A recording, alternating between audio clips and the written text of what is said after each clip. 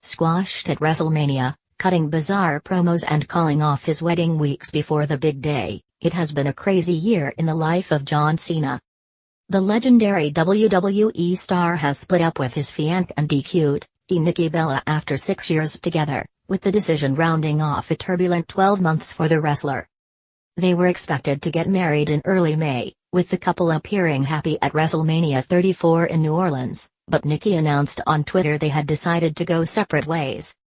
It rounds off a year that started off on a high note for the 40-year-old, but quickly descended into near farce, with his transition from the ring to Hollywood speeding up dramatically and perhaps influencing booking decisions.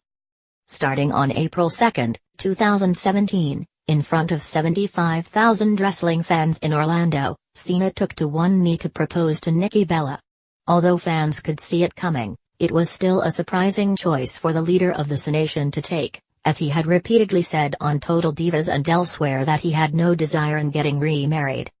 However, it was from this point that his year has almost nosedived, taking some strange turns in the process. Following WrestleMania 33, he took a break from the company to film American Grit. On his return was made a free agent. The company kept flip-flopping on what brand he would appear on and just thought it was easier to announce him for both. Fair enough. But it was his promos that had people scratching their heads when Cena made his wrestling comeback.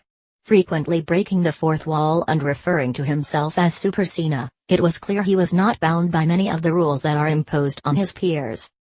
Heading into SummerSlam, the 16-time world champion lost clean to Shinsuke Nakamura for the right to face Jinder Mahal for the championship, a bizarre thought in its own right.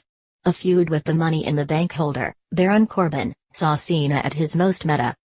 He appeared to bury the lone wolf in their match at SummerSlam, joking around in the bout and finishing him off with just the single AA.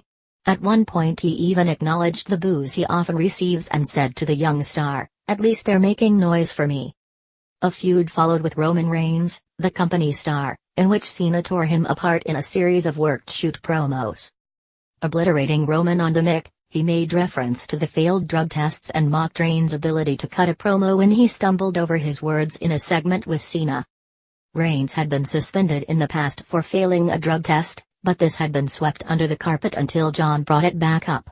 Taking the crowd by surprise, it sent social media into meltdown as Cena further cemented his carefree attitude. Cena lost to Reigns and went on hiatus again, and returned in November for the Survivor Series 5-on-5 match, randomly appearing on SmackDown Live to assist Shane McMahon, claiming he felt loyal to the blue brand.